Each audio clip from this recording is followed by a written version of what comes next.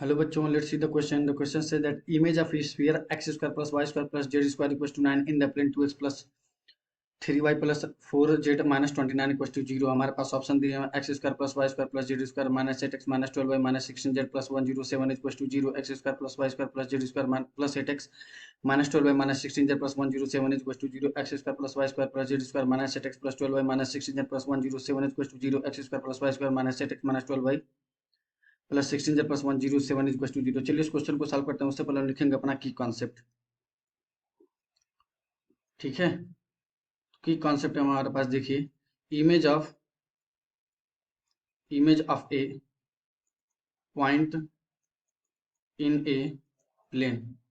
ठीक है, जरा उस स्फीयर को देखिए तो क्या लिखा हुआ है, सही लिखा हुआ है, ये लिखा हुआ है ना, एक्स स्क्वायर को एक्स माइनस जीरो का होल स्क्वायर लिख सकता हूँ, और इसको लिखते हैं वाई माइनस जीरो का होल स्क्वायर प्लस इसको लिख सकता हूँ जेड माइनस जीरो का होल स्क्वायर, और इसको 9 को लिख सकता हूँ 3 का स्क्वायर। तो जब इमेज ले रहे हैं तो ये जो प्लेन है वो प्लेन मिरर के जैसे बिहेव करेगा, तो स्फीयर का रेडियस सेम रहेगा, 3 रहेगा। तो मैं क्या करूंगा ना, देखो मैं एक रफ फिगर बनाता हूँ। इसका सेंटर हमारे पास क्या है, 0,0,0, और इसका रेडियस कितना है, रेडियस हमारे पास है 3 यूनिट्स। ठीक है, रेडियस हमारे पास 3 यूनिट्स है। जरा देखिए मैं बना रहा हूँ, आपको जरा ध्यान से देखिए तो ये हमारे पास स्फीयर है। देखो स्फीयर जैसे दिख नहीं रहा है, पर मान लीजिए हाँ सर सही बना रहे हैं। ये 0,0,0, ठीक है, यहाँ पे कहीं होगा हमारा प्लेन, और इसमें पूछ रहा है ऐसा ही बनेगा स्फीयर हमारे पास, जो बनेगा ऐसा ही बनेगा, सेम क्या होगा, उसका सेम साइज होगा, मतलब रेडियस सेम होगा ना, उसका सेंटर डिफर करेगा, वही फाइंड आउट करना है। तो मैं इस 0,0,0 का इमेज निकालूंगा यहाँ पे। ठीक है ना, अब देखिए, चलिए निकालते हैं इसको हम लोग। ठीक है, समझ में आया ना, ये हमारे पास प्लेन है। अब देखिए इस प्लेन का, देखिए इस प्लेन पे एक नॉर्मल वेक्टर है ना, जिसका डायरेक्शन रेशियो हमारे पास क्या है, 2 3 4। तो यहाँ पर दिखता हूँ 2 3 और ये रहा 4।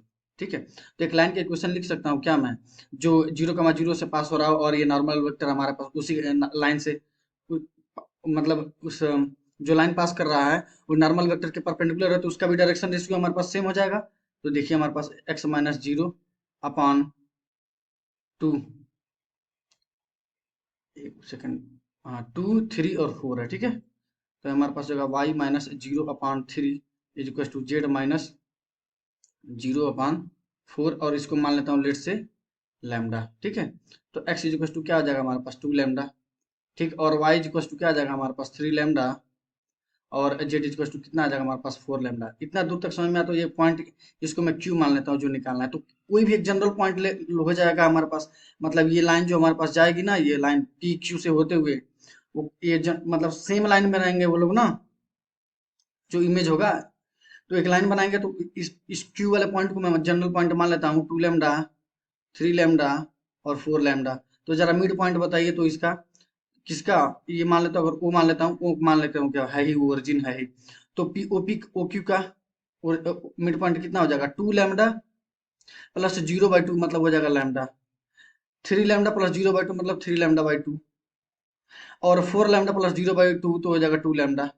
अब पुट क्या करूं मैं, पुट कर देता हूँ, क्योंकि ये मिड पॉइंट जो होगा ना, वो जो हम जानते हैं शीशे में हम लोग खुद को देखते हैं, तो मिड पॉइंट पे होता है हमारा शीशा जो होता है ना, मिड पॉइंट पे होता है। तो जहाँ पर प्लेन है वो शीशे की तरह बिहेव कर रहा है, मिरर की तरह बिहेव कर रहा है, तो ये प्लेन को सेटिस्फाई करेगा। तो चलिए सेटिस्फाई करते हैं। ओके, अब हम लोग सेटिस्फाई करते हैं। हमारे पास प्लेन का इक्वेशन क्या है, 2x प्लस 3y प्लस में 4z और इज टू 29 लिख सकता हूँ ना। देखिए हमारे पास कितना है, 2 इंटू ये हो जाएगा लैम्डा, एक्स की जगह लैम्डा पुट करो ना, 3 इंटू 3 लैम्डा बाई 2 प्लस ये हो जाएगा हमारे पास 4 इंटू ये हमारे पास कितना हो जाएगा 2 लैम्डा, वेट कितना है हमारे पास, Z is equal to 4 lambda. तो सेटिस्फाई कौन सा पॉइंट कर रहा था हमारे पास, 3 लैम्डा बाई 2 और 2 लैम्डा होगा ना, 3 लैम्डा बाई 2 और 2 लैम्डा, तो हमारे पास होगा 2 लैम्डा इज इक्वल टू 29। ठीक है, तो हमारे पास देखिए कितना हो जाएगा 4 लैम्डा, ठीक है ना, plus 9 lambda plus 16 lambda divided by 2 is equal to 29, imply कर देगा हमारे पास 29 lambda upon 2 is equal to 29, 29 29 cancel, lambda is equal to 2। अब जब लैम्डा इज इक्वल टू 2 आ गया, तो क्यू की पॉइंट निकालना ना, क्यू का वैल्यू। तो हमारे पास क्यू का वैल्यू है क्या,